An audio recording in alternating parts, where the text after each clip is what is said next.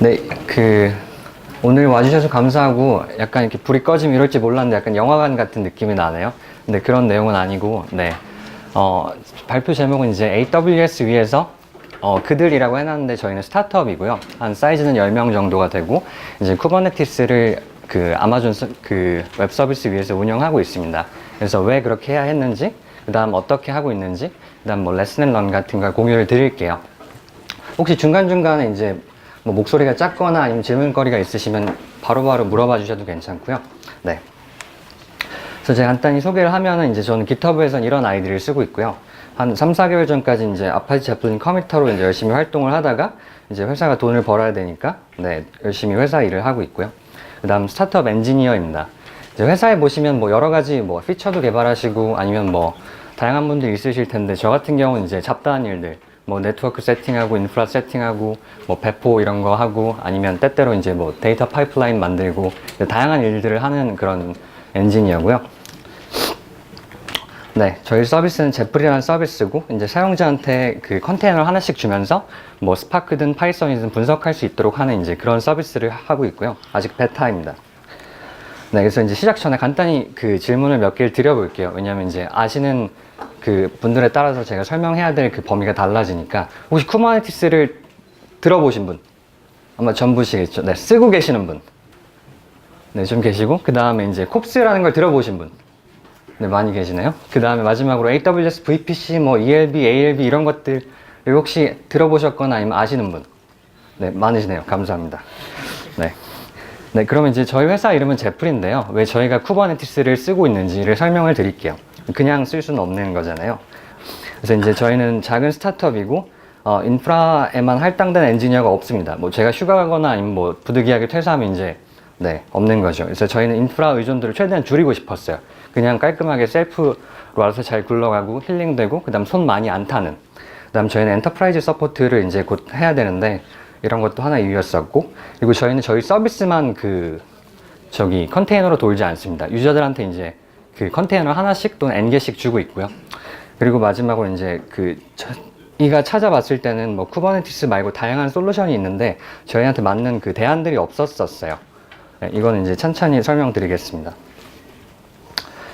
저희는 스타트업인데 사실 인프라는 뭐 중요하긴 한데 그냥 새 기능 넣고 빨리 그 가치를 고객한테 전달하는 게 중요하잖아요. 이제 이런 문제들이 발생하는데 했었는데 저희 회사에서는 뭐 패키징해서 안시블로 EC2에 넣어서 붙어야 되는데 저는 프론트 엔지니어예요. 잘 몰라요. 뭐가 뭔지 잘 모르겠고 SSH도 잘 모르겠어요. 이제 어느 서버에 어디에 배포해야 되나요? 아니면 그럼 이제 인프라 하는 사람이 와서 너 SSH 퍼블릭 키를 줘. 만들어서 줘. 그리고 우리가 넣어줄게. 근데 이제 막 다양한 일들이 발생하죠. 뭐 퍼미션을 잘못 넣고 다른 서버에 넣고 그리고 배포가 때때로 잘 안 될 때도 있어요. 그러면 이제 이게 안시블 스크립트가 깨졌는지 아니면 뭐가 잘못됐는지 저는 프론트 엔지니어 잘 모르겠어요. 근데 피처는 제가 넣어서 제가 배포하고 제가 테스트를 해야 되는 상황인 거예요. 그럼 이제 저희가 내린 결론은 최대한 쉽고 단순하게 사람들이 배포할 수 있게 하자. 그래서 이제 밑에 설명이 간단하게 나왔는데 누가 와도 어렵지 않게 팀이 10명이어도 100명이어도 똑같이 할 수 있게끔 이제 그게 저희 목표 중에 하나였고요. 그리고 또 이런 샘플도 있을 수가 있는데 저희는 한국에 위치하고 있고 이제 미국에 그 프론트 엔지니어가 있는데 한국은 지금 밤이에요. 아니면 다 휴가 갔어요. 롤백을 해야 되는데 롤백을 하면 그 호환성 문제가 없다는 걸 아는데 저는 프론트 엔지니어라서 잘 모르겠어요. 뭐 이런 상황들 그러니까 저희가 풀고 싶었던 문제 중에 하나는 이제 이런 거였습니다. 저희는 엔터프라이즈 서포트를 해야 되는데 고객마다 쓰는 게 다 다르더라고요. 어떤 고객은 구글 클라우드를 쓰고 뭐 저 고객님은 AWS를 쓰고 그 다음 고객님은 이제 자기네 그 온프렘 센터를 가지고 있는데 저희같이 뭐 10명짜리에서 막 한 명씩 다 붙어서 다 해줄 수가 없거든요. 그래서 저희는 이제 내린 결론은 차라리 오케스트레이션 레이어를 정하고 그 위에 앱은 컨테이너로 돌리면 이제 문제가 바뀌는데 저희가 그걸 다 몸빵 하는 게 아니라 어떻게 고객의 그 인프라에 쿠버네티스만 설치하면 되는 문제로 이제 바뀌거든요. 근데 이거 문제가 더 해결하기 쉬운 게 구글도 이제 있고 애저도 AKS라는 게 있고 아마존도 이제 곧 나오죠. 아직 안 나온 걸로 아는데 그다음 이제 그냥 서버들은 이제 쿠베 어드민이라는 툴도 있고요. 그래서 이제 이것도 하나의 이유 중에 하나였습니다. 그리고 이제 이게 저희 서비스의 한 페이지 중에 하나인데 사용자한테 이런 페이지를 다 주거든요. 뭐 테이블도 볼 수 있고 뭐 차트도 그릴 수 있고 이제 이런 일들을 하는데 이게 컨테이너 다 하나씩이에요. 그러면 이제 저희 서비스도 컨테이너고 그다음 사용자도 서비스도 컨테이너인데 뭐 같이 쓰면 더 낫지 않을까? 굳이 따로 AWS ECS에 따로 돌리면 뭐 개발도 따로 해야 되고 모니터링도 따로 해야 되고 이런 문제들이 발생하잖아요. 게다가 이제 또 다른 그 기능 측면에서는 저희가 컨테이너를 주면 돈을 더 많이 내면 GPU를 더 많이 줄게, 메모를 더 많이 줄게, 아니면 이런 것들을 해야 되는데 이거를 이미 다 있는 거잖아요. 굳이 개발해야 될 필요도 없고 이미 쿠버네티스에 다 있는데. 그래서 이제 사용자를 위한 컨테이너도 이제 저희 요구사항 중에 하나였습니다. 그래서 이제 저희는 쿠버네티스를 쓰기로 결정했고요. 이거 제가 잘라 붙인 건데 별 반응이 없군요. 네. 네. 그래서 이제 쿠버네티스를 아마존 위에 써야 하는데 이제 문제가 발생하죠. 왜냐면 아마존은 아직 없잖아요. 그래서 이제 저희 기존 인프라가 VPC든 뭐 이제 거기 붙어 있는 모든 것들 다 스토리지 앱 이런 게 다 AWS에 락인되어 있었습니다. 이거 심지어 AWS EKS 발표 전이었어요. 저희가 나올 거라는 건 예측은 하고 있었었는데 이게 언제 나올지, 그리고 나와도 언제 스테이블 해질지, 심지어 스테이블 하다고 해도 우리 쓰는 비전에 언제 나올지 아무도 알 수가 없는 거예요.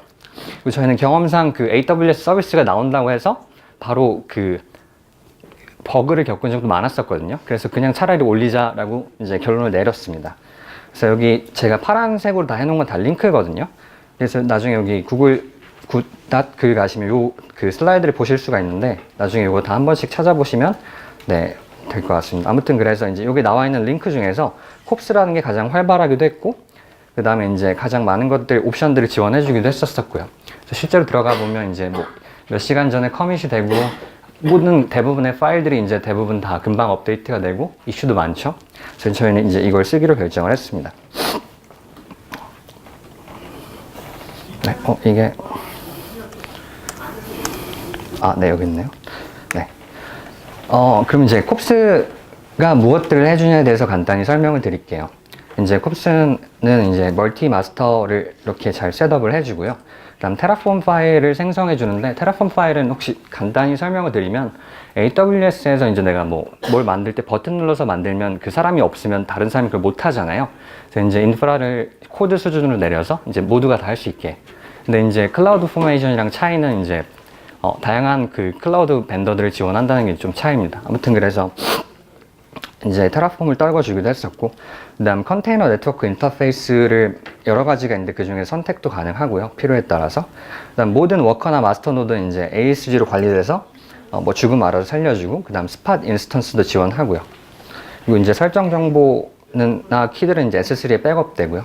근데 이제 이게 단점이 당연히 있는데 이게 메인 서비스에 비하면 구글 같은 거 쓰면 이제 업데이트 자동으로 되잖아요. 근데 이건 제가 직접 해야 돼요. 그럼 이제 무슨 일들이 발생하냐면 마스터에 있는 팟들을 다 끌어내서, 왜냐면 그냥 죽이면 거기 있는 게 다 그냥 죽잖아요.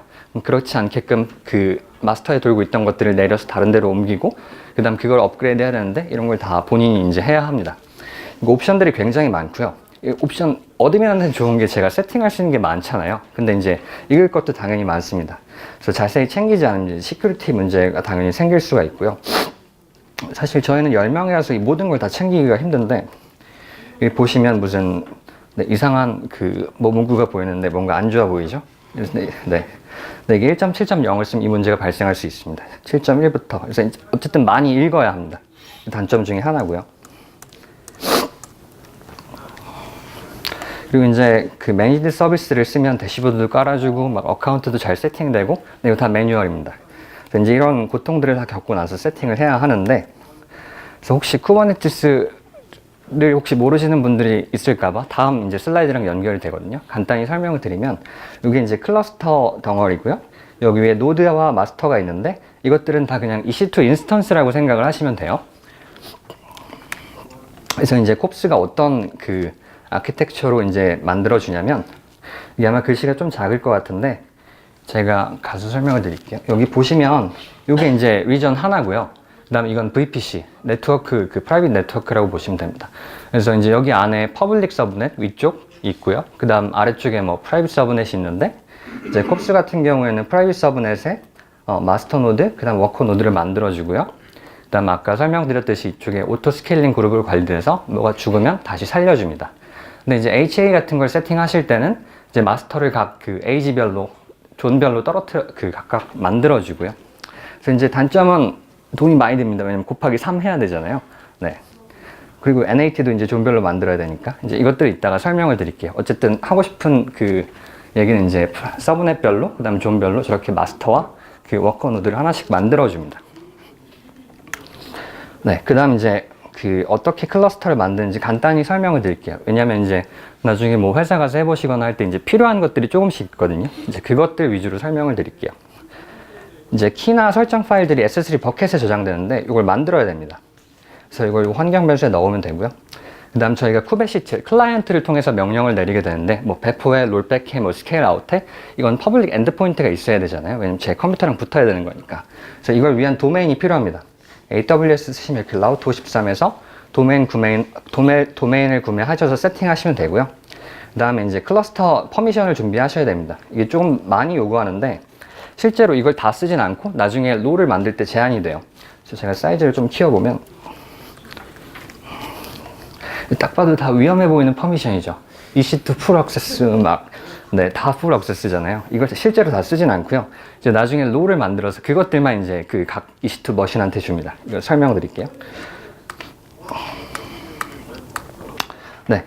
아무튼 그래서 이제 세팅하실 때 당연히 EC2 인스턴스 타입, 그 다음 디스크 사이즈, 그 다음 회사에 이미 다 AWS 쓰시면 네트워크가 있을 거잖아요. 다 VPC를 새로 만들지 않고 있는 걸 당연히 그 안에다 넣는 것도 다 가능하고요. 그래서 생성하실 수 있습니다. 그래서 제가 이걸 사이즈를 키워보면 이 뭐 콥스 어쩌고 저쩌고 키 넣고 그 다음 콥스 크리에이트 클러스터 하는데 존 넣고 노드 사이즈 넣고 뭐 디스크 사이즈 넣고 이런 옵션들을 세팅하신 다음에 아웃풋을 테라폼으로 떨구면 이제 테라폼 쓰시듯이 뭐 플랜 한 다음 어플라이 하시면 이제 인프라가 그 올라가고요. 그 다음에 이제 이거는 그냥 제가 샘플로 만들어 본 건데 아이고 제가 사이즈가 이렇게 올려서 키워볼게요. 그래서 아무튼 만들면 이제 마스터는 이제 죽으면 안 되니까 여러 개 존별로 떨어뜨려 주고 그다음 뭐 이건 제가 샘플로 이제 스팟 노드도 만들어 보고 뭐 아무튼 이런 식으로 보실 수도 있고 네 합니다. 여기 min max는 그 오토 스케일링 그룹 그 min max랑 똑같습니다. 그래서 이거 변경하신 다음에 어플라이 하시면 실제로 바뀝니다. 그럼 이제 HA 클러스터를 만들어야 되는데 쿠버네티스는 사실 두 가지를 지원하거든요. 하나는 클러스터 페더레이션이라고 클러스터 두 개를 만들어서 이 클러스터가 죽으면 저 클러스터 쓸게 이런 느낌으로 지원해 주는 게 있고요. 아니면 컴포넌트를 여러 개를 통해서 하나의 마스터가 죽어도 이제 뭐 다른 게 있으니까 이제 이런 방식으로 HA를 지원하는데 콥스는 멀티 마스터를 더 잘 안정적으로 지원해 줍니다. 근데 이제 회사에는 이게 당연히 멀티면 돈이 들잖아요. 그래서 개발 클러스터 같은 경우에는 싱글 마스터를 쓰더라도 어차피 ASG로 관리가 되니까 시간이 지나면 알아서 살아납니다. 그리고 이제 그 회사의 서비스가 너무나 잘 돼서 우리가 너무나 큰 이제 클러스터가 필요한 거예요. 그럼 애초에 설계를 할 때 이제 많은 것들을 고려를 해야 되잖아요. 그러면 이제 여기 제가 링크를 걸어 놨는데 그 쿠버네티스의 사이트 가면은 그 1.9 버전까지는 이 클러스터 하나당 5,000개 그 워커 노드까지 15만 개 팟까지 30만 개 컨테이너까지 그 다음 노드 하나당 100개 팟까지 이런 제약 조건들이 있고요. 밑에 가시면 그 각 여기 AWS 인스턴스 사이즈별로 얘는 그 vCPU 두 개랑 저기 메모리 한 7.5GB 되는데 그러면 이제 제가 만약에 이걸 마스터로 선택하면 한 100개까지 붙일 수 있으면 아까 위에다 곱셈하면 적정 정도의 사이즈가 나오잖아요. 그래서 이런 식으로 설계를 하실 수가 있습니다. 다음 멀티 마스터를 쓰시면 나중에 그 마스터를 업그레이드가 가능하니까 너무 처음부터 비싼 걸로 안 하셔도 될 것 같고요. 그래서 요약하면은 이제 M3 엑슬라지 같은 거 쓰면 나중에 한 8,000개 팟까지 그리고 팟은 여러 개의 컨테이너를 담을 수 있으니까 실제로는 더 많이 띄우실 수 있습니다. 그래서 이런 것들을 한번 생각해 보시면 되시고요. 이게 제가 삽질을 엄청 많이 한 건데 그 AWS VPC에 DNS 옵션을 켜줘야 돼요. 근데 하나는 디폴트가 true인데 하나는 false예요. 근데 이 문서에 딱 한 문서에 엄한 데 나와 있어요. 그래서 제가 참는데 엄청 오래 걸렸는데 나중에 한번 해보실 때는 이걸 한번 참조해서 한번 해보세요. 저 밑에는 테라폼 파일에서 어떻게 주면 저 옵션 켤 수 있는지 나와 있는 거고요. 그 다음 서브넷 세팅. 요거는 이제 클러스터를 띄운 다음에 겪은 삽질인데 아마 회사에 이미 네트워크가 있으면 퍼블릭 서브넷 당연히 있을 거잖아요. 근데 없을 경우에는 콥스에서 만들 수 있습니다. 근데 어쨌든 있는 경우에는 이 쿠버네티스를 위해 퍼블릭 서브넷 태그를 추가해 줘야 돼요. 근데 안 그러면은 그 인터널 ELB가 멀티 에이지로 안 떨어져요. 그러면 이제 막 그 에이지 죽으면 다 끝나는 거죠. 아니면 익스터널 ELB가 안 만들어진다든가. 이게 제 소스 코드 보고 어떤 값을 넣어야 되는지 알았는데 좀 이상한 것 같아요. 아무튼 이런 거 이제 그 잘 해가지고 보시면 되고요. 그럼 이제 뭐 어떻게 만드는지도 알았고 왜 만드는지도 알았는데 뭐 너희는 어떻게 쓰냐 이런 것들 설명을 드릴게요. 그 전에 다시 또 간단히 설명을 드리면 뒤에 나오는 내용 엮입니다. 여기 그 큰 요거 하나가 EC2 하나거든요. 노드, 워커 노드 하나고, 그다음 워커 노드에 이제 컨테이너를 여러 개 띄우실 수가 있는데, 쿠버네티스는 이제 좀 더 큰 범위로 팟이라는 걸 씁니다.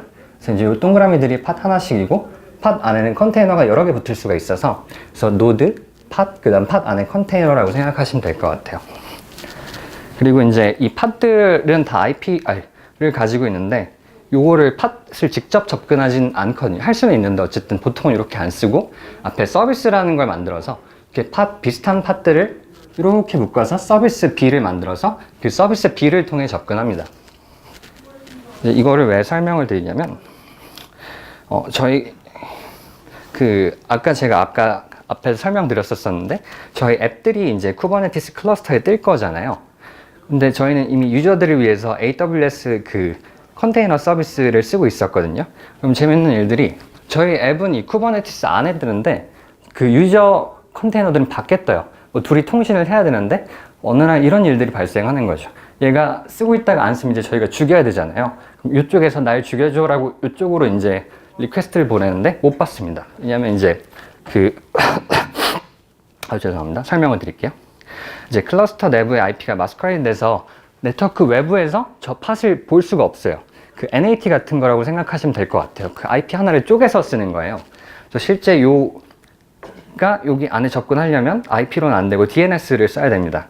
그래서 이제 그 서비스 아까 제가 요거 서비스를 설명드렸었잖아요. 그래서 요 서비스를 만들 때 그냥 서비스로 만들면 당연히 요 내부의 IP만 가지고 있을 거잖아요. 그게 아니라 서비스를 인터널 EAB로 만들면 AWS 그 VPC 안에서 공용되는 이제 그 DNS가 생기잖아요. 그걸 통해서 접근하시면 됩니다. 그래서 예를 들어서 여기 이제 서비스를 만들 때 타입을 로드 밸런서로 하고 뭐 노테이션을 이런 것들을 주면 인터널 ELB가 생깁니다. 그래서 만들어진 거 이제 DNS 이름 찾아서 저 밖에서는 그 DNS 이름으로 접근하시면 되고요. 그 이제 마찬가지로 여기 안에서 외부로 나갈 때도 마찬가지죠. 여기 원래 이미 DB 같은 거 쓰시면 이제 RDS나 뭐 일라스틱 캐시 같은 게 있는데 그것들은 다 DNS 이름을 주잖아요. 그래서 그걸 쓰면 되는데 그거를 이제 여기 서비스를 external name에다 그 값들을 주시면 됩니다.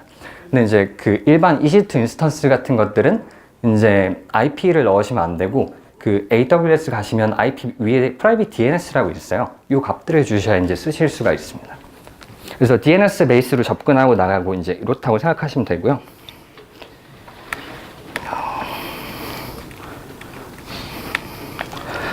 그리고 이제 인그레스라는 걸 써야만 하는데 왜냐면 이걸 안 쓰면 돈이 많이 나가요. 그래서 인그레스가 뭔지 간단히 설명을 드리면 아까 제가 어떤 서비스가 여기 사진에서 밖으로 나갈 때는 이제 AWS에서는 ELB라 그래서 그 외부로 나가는 로드 밸런서를 만들어야 되거든요. 근데 로드 밸런서는 다 돈이에요. 시간당 과금을 매기고 트래픽당 과금을 매깁니다. 그래서 이제 무슨 일이 발생하냐면 저희가 서비스가 여러 개가 있어요. 그걸 다 외부에 노출하려면 서비스마다 ELB를 다 하나씩 만들어주면 그 다 시간당으로 돈이 됩니다. 그래서 쿠버네티스에서 제공하는 건 인그레스라는 개념이 있어요.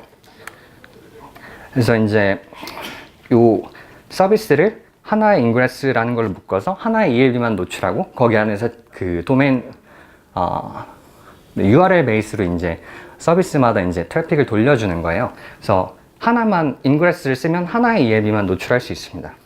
그래서 여기 제가 링크를 걸어놨는데 어떻게 본인들이 이제 70%나 비용을 줄일 수 있었는지 나중에 한번 읽어보시면 도움이 됩니다.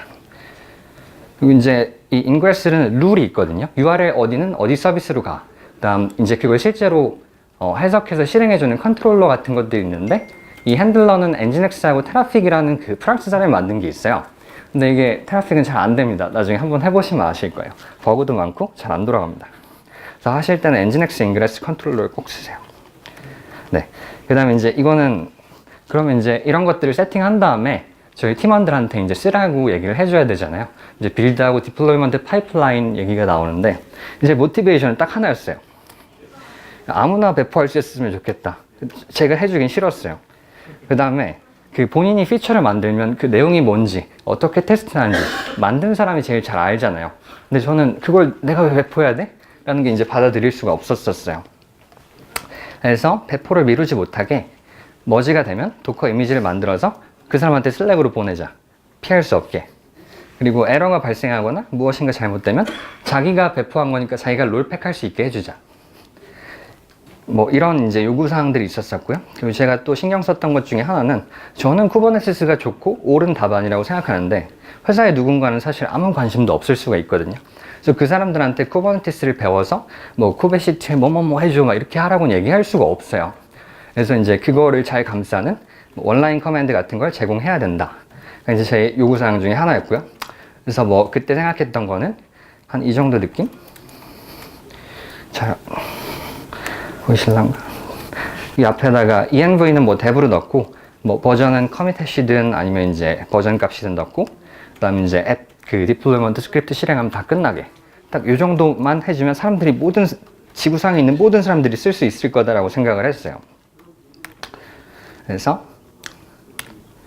이제 지금은 어떻게 쓰고 있냐면, 그 PR을 마스터에 머지하면 그 알아서, 아마 대부분 다 그렇게 하실 것 같은데, GitHub에서 뭔가 머지하면 젠킨스에서 테스트가 돌아가고 도커 이미지가 빌드가 돼서 저장소 그 프라이빗 레포에 올라가겠죠. 아마존 쓰시면 아마 ECR일 거고. 그래서 이게 다 끝나면 슬랙에 메시지를 줍니다. 여기 노동부 장관이라는 친구가 있는데, 이 친구가 네가 만든 게 그 다 됐어 라고 얘기를 해주면, 이제 그 이걸 만드는 사람 이름이 여기 끝에 붙거든요. 누가 만들었어 라고 하면 이제 그 사람이 배포해야 되는 거예요. 그래서 배포가 다 끝나면 누가 배포했는지도 알려줍니다. 그래서 예전에는 배포를 할 때 특정 사람만 할 수 있었어요. 왜냐면 그 사람이 SSH 권한을 가지고 있고, 사실 그 사람한테 부탁하면 금방 끝나니까. 근데 사실 그 사람이 테스트할 건 아니잖아요. 저희 회사에서는 지금 모두가 다 배포할 수 있고, 프론트 엔지니어도, 이게 백엔드 모듈인데 요 사라반이라는 친구는 프론트엔드 엔지니어예요. 사실 이 친구는 이게 뭐 하는 건지 잘 몰라요. 근데 배포를 해주세요. 아무튼 이런 일들이 생기고 있고요. 이제 아마 꿈꾸시는 것 중에 하나가 마스터 브랜치를 데브에 자동으로 배포하고, 그 다음에 스테이블 브랜치를 프로덕션에 배포를 하고 싶은 게 이제 모든 그 사람의 욕망이잖아요. 근데 한번 나중에 생각해 보시면, 이걸 하려면 그럼 테스트는 어떻게 해야 되지? 인간이 아니라 기계가 어떻게 롤백하지? 그 판단은 어떻게 하지? 이런 것들을 아마 나중에 한번 생각해 보시게 될 거예요. 제가 아마존 시애틀에 있는 사람한테 아마존이 그렇게 쓴다고 들었었는데, 아마존은 테스트 엔지니어가 엄청 많잖아요. 저는 10명이고. 그러니까 아마 그런 비용들을 아마 생각해 보시게 될 거예요. 그 다음 프라이빗 도커 레포지토리는 제가 링크를 걸어놨는데, 여기 들어가시면 어떻게 만드실 수가 있는지 나옵니다. 예를 들어서 쿠버네티스 시크릿을 하나 만들어야 되는데, 도커 시크릿 타입으로 여기다 그 AWS ECR 키랑 그 권한 ID 패스워드 같은 걸 넣고 만드시면 쿠버네티스 클러스터가 저기 AWS ECR에 있는 걸 땡길 수가 있습니다.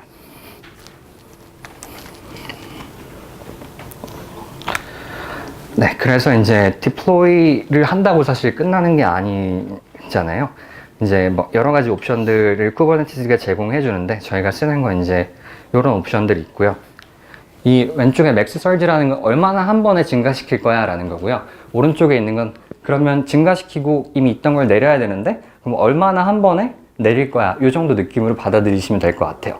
일단 팟 옵션들이 몇 개가 있는데, 예를 들면 앱이 뜨는데 맨 처음 설정이 잘못되면은, 설정이 잘못된 게 아니라 어떤 크래시로 인해서 다시 그 복구가 안 된다고 하면 재시작해야 되잖아요. 이제 그런 옵션을 라이브니스 프로브를 통해서 줄 수가 있고, 그다음 때때로 트래픽이 너무 많거나 아니면 죽어야 되는 건 아닌데 어쨌든 잠깐 트래픽이 너무 많아서 빼야 돼. 그럴 경우에 이제 이런 옵션들을 쓰실 수가 있고요. 이제 이런 그 조건들은 이제 HTTP, TCP 아니면 커맨드, 쉘 커맨드 같은 걸 이용해서 다양하게 짜실 수가 있고요. 그 다음에 여기 제가 좀 작게 해놨는데 좀 사이즈를 늘려볼게요. 이 스프링 아마 써보신 분들은, 스프링은 사실 그 맨 처음 업타임이 엄청 크거든요. 그러면 만약에 이니셜 딜레이 잘못 세팅해 놓으면 계속 죽어요. 왜냐면 그 시간 안에 안 뜬 거니까. 그래서 이제 이런 옵션들을 세팅해 보실 수도 있고. 네. 그리고 이제 이게 제일 힘들었었는데, 이 오센티케이션 문서가 있는데 이 문서는 아무리 읽어도 제가 이해할 수가 없어요. 사실 제가 원하는 건 사용자들한테 쿠베시티를 쓸 수 있게만 해주면 되는 건데 이 문서는 너무나 많은 걸 담고 있더라고요. 그래서 제가 요약해 보니까 쿠버네티스에는 두 종류의 유저가 있는데, 하나는 그 휴먼, 그리고 다른 하나는 머신이에요. 그래서 왼쪽을 노멀 유저, 그 다음 머신을 서비스 어카운트라고 부르는데, 쿠버네티스는 그 사람들 휴먼 유저를 위해서 어카운트나 패스워드를 생성하거나 관리하지 않습니다. 그냥 인증만 해줘요. 그 말은 무슨 말이냐면, 우리 회사에 LDAP이 있으면 그 LDAP에서 사용자를 만들고 실제 인증은 쿠버네티스가 이제 해줄 수 있는데, 그런 이야기예요. 그래서 이제 여러 가지 인증 방법이 있는데, 저희 같이 시간 없고 돈 없고 바쁜 사람들은 이제 이 엑소09 설트를 이용하기로 했습니다. 그래서 이제 다른 방법들은 이상하거나 사실 좀 말이 안 되는 저희한테는 이야기였었고요. 그래서 하는 방법은 되게 간단한데, 제가 설명드리니까 되게 간단해 보이는데 사실은 찾는 데는 엄청 오래 걸렸습니다. 그래서 오픈SSL로 설트를 만드는데, 이제 줄 때 이렇게 돼 있거든요. 이제 뭐 어떤 회사고, 이게 뭐 유저 이름도 줄 수 있고, 그래서 이게 그룹 같은 느낌이에요. 그래서 요걸 주고 나중에 쿠버네티스에서는 요 이름을 바탕으로 이 앱1 그 오르가니제이션은 무슨 권한들이 있어, 이런 식으로 이제 그룹에 대해서 인증을 해주는 구조입니다. 그래서 요거를 만들고, 네, 그 다음에 CSR 리퀘스트라고 해서 커맨드를 날릴 수가 있거든요. 여기 잠시만요. 네, 이렇게 CSR 오브젝트를 만들어서 아까 만든 팸 파일을 어떻게 잘 해서 이걸로 바꿔서 그 다음 리퀘스트에다 넣은 다음에 이 쿠버네티스 오브젝트, CSR 오브젝트를 이제 실행하면은 쿠버네티스의 리퀘스트가 날아갑니다. 그럼 거기서 끝나는 게 아니라 이 리퀘스트를 이제 승인을 해줘야 되고요. 승인하는 거 어려운 게 아니라 그냥 어프로브 커맨드만 날리면 돼요. 이렇게 날리시면 되고, 이거 만약에 누가 퇴사하거나 하시면 디나이 하시면 이제 그 사람은 못 씁니다. 그래서 아무튼 이런 식으로 이제 만들고 승인해주면 되고요. 그래서 이제 마지막 단계, 이제 일반 저희 팀원들이 쓰는 단계는 만들어진 CSR을 승인하면 CRT를 다운받을 수가 있거든요. SSL 그런 것처럼. 그래서 CRT를 이용해서 이 값에다가 잘 넣고 이렇게 세팅을 하시면 됩니다. 그래서 이거는 그냥 스크립트 같은 걸로 하나 만들어 놓고 나중에 그냥 이름이랑 그룹만 바꿔가면서 쓰시면 돼요. 이거를 알 필요도 없고, 네, 이해할 필요도 없습니다. 대시보드 또 이제 돈 내면 사실 구글은 다 해주는데 저희는 아마존 위에 있잖아요. 그래서 저희가 직접 설치를 해야 됩니다. 그래서 힙스터란 게 있는데, 이거는 매트릭 긁어주는 거예요. 그래서 무슨 일이 발생하냐면, 맨 처음에 대시보드를 올렸어요. 근데 그래프가 안 뜨더라고요. 나중에 알고 보니까 힙스터란 걸 먼저 깔아야 돼요. 그래야 매트릭을 긁어서 그래프를 그려주니까. 그리고 이제 대시보드를 저희가 당연히 봐야 되니까, 근데 그거를 퍼블릭 엔드포인트로 열면 많은 문제들이 생기거든요. 아까처럼 복잡한 인증을 통해서 토큰을 발급하고 권한 관리해야 되고, 그래서 저희는 그렇게 안 합니다. 대시보드로 할 수 있는 건 사실 쿠베시티로 다 할 수 있거든요. 그래서 인증을 제거하고 모두가 다 볼 수 있게 합니다.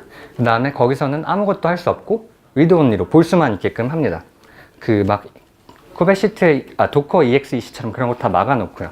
그래서 중요한 권한들, 뭐 시크릿이나 롤이나 이제 그런 것들은 다 막아놓고 리드 온리로 세팅하면, 사실은 이제 사람들은 쿠베시티 프록시를 통해서 대시보드 서비스에 붙을 수 있잖아요. 사실은 이제 모두가 해피한 거죠. 사실은 제가 가장 많이 해피하지만 더 해줄 게 없으니까.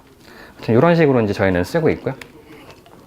로깅 이제 많이 신경을 쓰실 텐데, 기본적으로 쿠버네티스는 로깅 구조가 이렇게 되어 있습니다.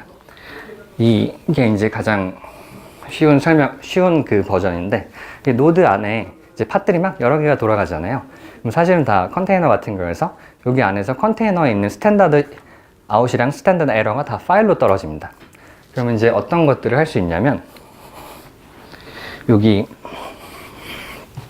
그러니까 두 번째 단계인데, 여기다가 로깅 에이전트 같은 팟을 실행시켜서 로그 떨어진 걸 긁어다가 뭐 자기 회사에 있는 뭐 카프카나 아니면 뭐 다양한 데로 보낼 수가 있습니다. 근데 쿠버네티스는 데몬셋이라는 걸 지원해 주거든요. 그러면 이제 뭘 할 수가 있냐면, 노드가 있고 여기에는 팟이 200개가 있으면 거기 안에 에이전트가 200개 떠야 되는 건 아니잖아요. 그럼 다 똑같은 파일이고 이름만 다르니까. 그래서 범용 로그 같은 경우에는 데몬셋을 통해서 노드 하나당 에이전트 하나 띄워서 대부분 그 범용 포맷을 다 긁어서 보낼 수가 있습니다. 그래서 이게 쉬운 버전이고, 일단은 어떤 로그들은 막 레거시나 막 다양한 이유들, 회사에는 이제 여러 가지 이유가 있으니까 그런 것들은 특별한 프로세싱이 필요하잖아요. 그럴 경우에는 요 팟 안에다가 뭐 밖에다 넣어도 상관없고요. 어쨌든 요지는 이제 별도의 사이드카 요 그림인데, 여기 지금 팟이 컨테이너가 다르죠. 같은 팟이라도 이런 식으로 요 컨테이너만을 위한 로깅 에이전트를 만들어서 돌려서 그 프로세싱 한 다음에 보낼 수도 있습니다. 그래서 이제 기본적인 모델이고요. 그래서 조금 더 설명을 드리면, 이제 클라우드 쓰시면은 아마존은 이제 클라우드 와치라는 게 있고, 그다음 구글은 스택 드라이버, 저는 안 써봤지만 어쨌든 그런 게 있잖아요. 이게 다 도커 로그 드라이버거든요. 그래서 이런 걸 통해서 바로 보낼 수가 있습니다. 굳이 카프카를 띄우고 뭐 하실 필요가 없어요. 그리고 클러스터 자체 로그 같은 경우, 그러니까 일반 애플리케이션 말고 이제 어드민이 봐야 되는 막 그런 뭐 네트워크 막 이런 로그들 있잖아요. 이런 건 그냥 범용 에이전트로 긁은 다음에 네, 하시면 됩니다. 그래서 이 뒤에서 설명을 드리긴 할 텐데, 그래서 막 저희는 막 3명이고 너무 바빠요. 막 카프카 이런 거 셋업할 시간이 없어요. 그런 분들이 이제 많으실 것 같아요. 저희도 그렇고. 쿠버네티스는 애드온이란 개념이 있는데 그냥 미리 세팅된 무슨 덩어리 같은 거예요. 그래서 EFK가 포함이 되어 있습니다. 그리고 링크 가시면 일라스틱, 키바나, 그 다음 플런티드 이미지가 다 있고요. 그 다음 어떻게 해야 되는지 다 나와 있습니다. 그 다음 주의사항도 나와 있고요. 시큐리티, 프로덕션에 쓰지 말라, 그 다음 논 프로블럼스 막 이런 거 있고요. 뭐 저희는 바쁘니까 써야죠. 네. 이 프로덕션에 쓰지 말라는 건 설정이 막 프로덕션 퍼포먼스가 안 나온다는 뭐 그런 이야기, 뉘앙스가 더 많고요. 시큐리티 같은 부분 한번 체크를 해보시고요. 되게 막 쓸 수 없거나 그런 게 아닙니다. 아무튼 그래서 네, 이런 식으로 이제 실행을 하시면 그것들이 다 팟으로 떠서 쿠베시트에 프록시 들어가서 키바나 딱 들어가면 다 보이고요. 그리고 자바 같은 경우 쓰시면 로그4j를 아마 많은 확률로 쓰실 텐데, 일라스틱은 제이선을 막 필드를 쪼개서 막 인덱싱 해주잖아요. 근데 우리의 그 자바는 그냥 풀 텍스트로 때리니까 잘 안 보이죠. 그 보기가 힘들죠. 검색도 하기 힘들고. 그럴 경우엔 제이선 어펜더라는 걸 쓰시면 아웃풋이 제이선으로 나가고요. 그 다음 로그4j MDC라는 기능이 있는데, 이게 뭐 하는 거냐면 커스텀 필드를 저기 박는 거예요. 아이고, 너무 갑자기 네. 이게 제가 링크를 걸어 놓긴 했는데, 어쨌든 요약하면은 커스텀 필드를 로그4j에 넣는 거예요. 막 기본적으로 디파인된 막 스레드나 이런 값들이 아니라. 그래서 이제 커스텀 필드까지도 쉽게 일라스틱서치에서 인덱싱 하실 수가 있습니다. 그리고 이제 이거는 그냥 주의사항인데, 그냥 주는 대로 설정하면 키바나가 그 시스템 네임스페이스에 만들어지거든요. 근데 일반 사용자는 사실 시스템 네임스페이스에 접근하면 사실 좋지 않잖아요. 그래서 이제 뭐 프록시 권한을 주거나 아니면 다른 키바나만 다른 네임스페이스에 만들고, 이 키바나가 저기 시스템 네임스페이스에 있는 일라스틱서치에 붙게끔 이제 그런 설정들을 할 수가 있습니다. 그리고 이 애드온에 있는 플런티드 이미지가 0.12 버전이에요. 그래서 너무 옛날 거여서 소수점 아래가 안 찍혀 나옵니다. 그러면 3초에 보낸 로그랑 3.5초에 보낸 로그랑 사실 뭐가 먼저 인덱싱 될지는 아무도 모르는 거예요. 그래서 이제 요거를 해결하시려면 0.14를 직접 빌드를 하셔야 되고요. 여기 이슈가 있는데 엄청 오래됐거든요. 한 1년 넘었는데 모르겠어요. 이 운영자는 그냥 뭐 알아서 해라 뭐 이런 뉘앙스인 것 같고, 그래서 저는 어떻게 했는지 제가 올려놨었고요. 그래서 이제 이런 것들을 참고하시면 되고, 그리고 이제 롤 같은 것들 나중에 다 설정을 하실 건데, 이건 샘플이에요. 예를 들면 키바나가 저기 네, 이런 식으로 세팅을 하실 수가 있어요. 네, 너무 복잡하게 설명하면 얘기가 너무 길어질 것 같아서. 그 다음에 이제 예를 들면 우리 그 회사엔 일반 디벨로퍼가 있고 뭐 어드민 있는데, 그런 것들은 이제 디벨로퍼 그룹이란 걸 만들어서 그 사람은 키바나를 볼 수 있게 해주고 뭐 이제 이런 세팅들을 하실 수가 있겠죠.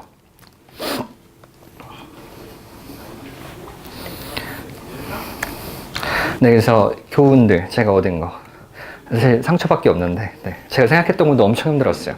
네, 물론 다 세팅하면 엄청 좋습니다. 비쌉니다. 이건 클라우드잖아요. 그 HA 프로덕션은 당연히 HA를 해야 되는데, HA라는 게 그 복사하는 거잖아요. 그러면 돈이 드는 게 아니고 곱셈으로 듭니다. 그래서 무슨 일들이 발생하냐면, 이거 아까 보셨던 그림인데 요거 하나를 이제 곱셈 3 해야 되는 거예요. 그럼 이제 무슨 일들이 발생하냐면, NAT가 이미 있으시면 상관이 없는데, 만약에 우리는 원래 작은 서비스였고, 간단히 설명을 드리면, 요건 다시 네트워크고요. 그 다음 AWS는 리전이라는 개념이 있습니다. 지역인데, 이 지역이 사실 저기 샌프란시스코를 설명하면 좀 그렇구나. 샌프란시스코 안에 있는 도시 하나가 지진이 나서 센터가 망가지면 사실 그건 다 죽는 거잖아요.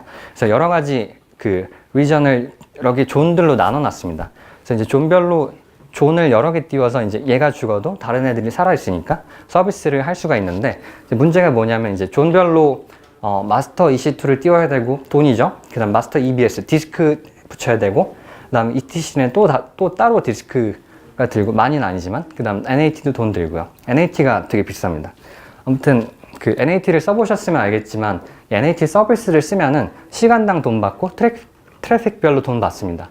그래서 여러 가지 우회 방법이 있는데, 그 NAT 서비스를 안 쓰고 EC2를 작은 걸 띄워서 NAT처럼 쓰는 거예요. 그러면 이제 관리하기도 힘들고 트래픽도 막 제한이 있고 한데, 어쨌든 그런 식으로 우회하실 수도 있습니다. 그래서 어쨌든 다 돈이었다, 이런 얘기였고요. 그 다음 시큐리티, 이게 가장 힘든 거였는데, 쿠버네티스 1.6부터인가 그 모든 API가 다 이제 기록에 남아요. 오디팅 기능이 있습니다. 그래서 이걸 키실 수가 있는데, 홉스에는 이렇게 들어가시면 여기 네, 그 오딧 로그 패스, 뭐 얼마나 오래 살아 있을 거야, 백업은 어떻게 할 거야, 뭐 맥스 사이즈 몇 메가바이트까지 이제 저장하고 이제 이런 걸 할 거야, 뭐 이런 들이 있고요. 폴리시도 따로 지정할 수 있습니다. 그래서 이런 세팅을 하시면 되고요. 물론 저희는 바쁘고 가난하니까 그냥 씁니다. 네. 그 다음 etcd는 중요한 것들을 저장하거든요. 제가 알기로는 뭐 틀릴 수도 있으니까 한번 찾아보세요. 쿠버네티스 이벤트를 저장하기도 하는데, 그 시크릿이라고 해서 아까 도커 시크릿 같은 거 중요한 것들을 저장하는데 여기 암호화가 안 돼 있어요. 기본적으로는 베이스 64로 그냥 인코딩 되어 있습니다. 그래서 이런 것들을 잘 지켜야 되는데, 그래서 이제 볼륨을 인크립션 할 수도 있고요. 근데 이제 또 아셔야 될 게, 아까 제가 컨테이너 네트워크 인터페이스를 설명드렸었는데, 이게 뭐 칼리코가 있고 위브가 있고 막 다양한 것들이 있거든요. 근데 이거는 그 특성에 따라서 칼리코는 이벤트를 etcd에 저장합니다. 그래서 워커노드에서 마스터에 있는 etcd에 붙을 수도 있어요. 이제 이런 것들을 생각을 하셔야 되고요. 그 다음에 아까 맨 처음에 엄청난 그 퍼미션들 요구하는 거 보셨잖아요. 그래서 이제 그것들이 어떻게 만들어지고 어떻게 쓰이는지 이해를 하셔야 됩니다. 왜냐하면 저희가 아까 이 사진 다시 돌아갈게요. 저희가 아직은 못했는데, 저희가 만약에 이 유저 컨테이너를 저희 클러스터 안에서 띄우면 유저 컨테이너가 API로 그 노드가 가진 퍼미션 다 쓸 수 있습니다. 이거 당연히 안 되는 거잖아요. 사용자가 막 저희 EC2 리스트 막 나열하고 IP 찾고 이래버리면 안 되는 거잖아요. 그래서 이런 것들을 신경을 쓰셔야 됩니다. 다시 돌아가면, 네, 그래서 이제 워커노드가 어떤 퍼미션을 가지고 있고, 뭐 롤이 어떤 게 생성되고 다 링크에 걸어놨거든요. 이런 걸 쓰시면 되고, 만약에 이제 더 세밀한 권한이 필요하다 하시면 쿠베트 IM이란 이런 프로젝트가 있거든요.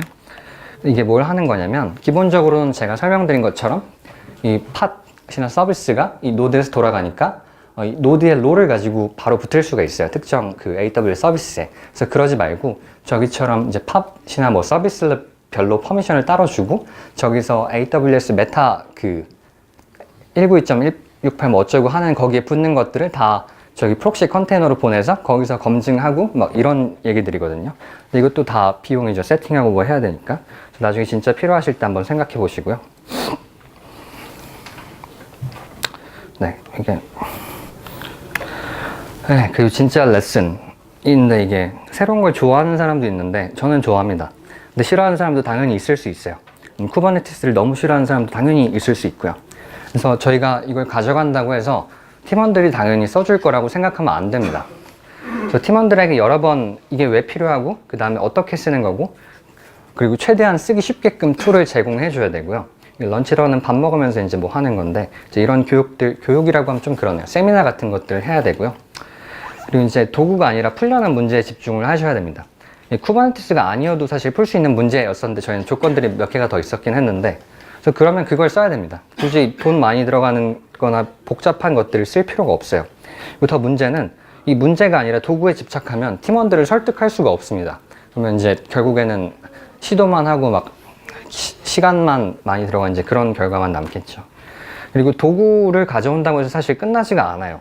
왜냐면 이게 제가 겪은 건데, 누구나 다 배포할 수 있다고 해서 본인 PR을 막 머지 직후에 막 자기가 배포해서 테스트하진 않아요. 귀찮고 막 이게 휴먼 네이처거든요. 이게 제가 오른쪽에 있는 사진인데 여기 표지판에 뭐라고 있냐면 여기 올라가서 놀지 말고 주변에서 놀아라고 돼 있어요. 근데 여기 사람 다 올라가서 놀잖아요. 사람 다 비슷한 것들을 가지고 있거든요. 귀찮거나 아니면 막 규제에 저항하거나. 그래서 이제 이런 것들을 그 인간의 본성을 이해하고 툴을 제공해야 됩니다. 그래서 이제 왜 네 피처를 네가 배포해야 돼. 그리고 네가 잘못되면 네가 테스팅할 수 있으니까 네가 롤백 해야 돼. 이런 것들 다 개인을 설득하고 팀을 설득을 해야 되고요.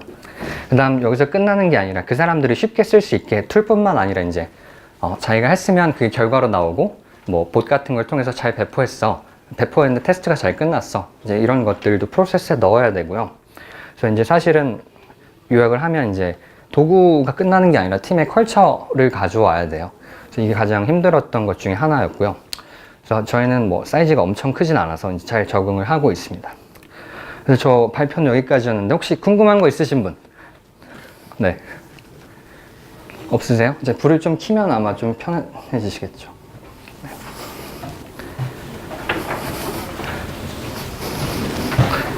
네, 혹시 궁금한 거 있으세요? 네. 이 뒤에 분, 네. 네. 혹시 툴 쓰시면 네. AWS 키가 필요하잖아요. 네, 맞아요. 그래서 네. 그 키가 사실 권한을 좀 많이 들고 있긴 해서 네. 저 같은 경우는 안 쓰거나 하고 찾았는데 진짜요? 어떻게 네? 키 관리를 어떻게 해요? 저희 같은 경우에는 당연히 뭐 다들 그렇게 하시겠지만 서비스별로 키를 따로 뽑고요. 그 다음에 이제 만약에 잘못되면 다시 띄워야죠. 네. 네, 앞에 계시던 분. EKS가 네. 혹시 나오면 리페어 시행하는데요? 네, 왜냐면 저는 제가 많은 것들을 안 했으면 좋겠어요. 누군가 해주는 게 제일 베스트라서 만약에 이 케이스로 버튼 2개 눌러서 띄울 수 있고 거기로 금방 옮겨갈 수 있으면 당연히 그렇게 할 겁니다. 지금까지 한거 네. 근데 그때는 어쩔 수가 없었어요. 왜냐면 막 배포하는데 막 몇 시간씩 이러고 있고 뭐 한 사람만 배포하고 휴가만 배포도 못하고 저는 그런 게 일단 너무 싫었었어요. 네, 그렇습니다. 네. 네. 이 말씀을 드려야 될 거예요. 저희 서비스 아직 베타고 사용자가 많이 없어서 그런 것들을 아직 경험해보지 못했어요. 아마 경험하면 뭐 내년이나 아니면 나중에 또 얘기를 드릴 수 있지 않을까? 네, 그렇습니다. 네. 아까 말 중에 네. 야멀을 네. 업데이트하는 게 너무 싫었다라고 하셨는데 네네. 좀 중간에 네. YML 파일을 막 바꾸고 이런 게 너무 싫었다라고 써있었거든요. 네네. 그거는 어떻게 해야 돼요? 이게 제가 아까 그걸 살짝 봤거든요. 네, 설명드리려다가 말았는데 왜냐면 예를 들어서 컴포저나 이런 거 쓰거나 혹은 네. 후배도 되게 많은 야물을 쓰잖아요. 네, 맞아요. 그 야물을 매번 기술을 관리한다고 했을 때 걔를 업데이트하기 너무 귀찮은 거예요. 네, 저희가 써보니까 이거는 제가 써보거나 저희 팀이 써본 거라서 틀릴 수도 있는 내용이니까 그냥 참고만 해주세요.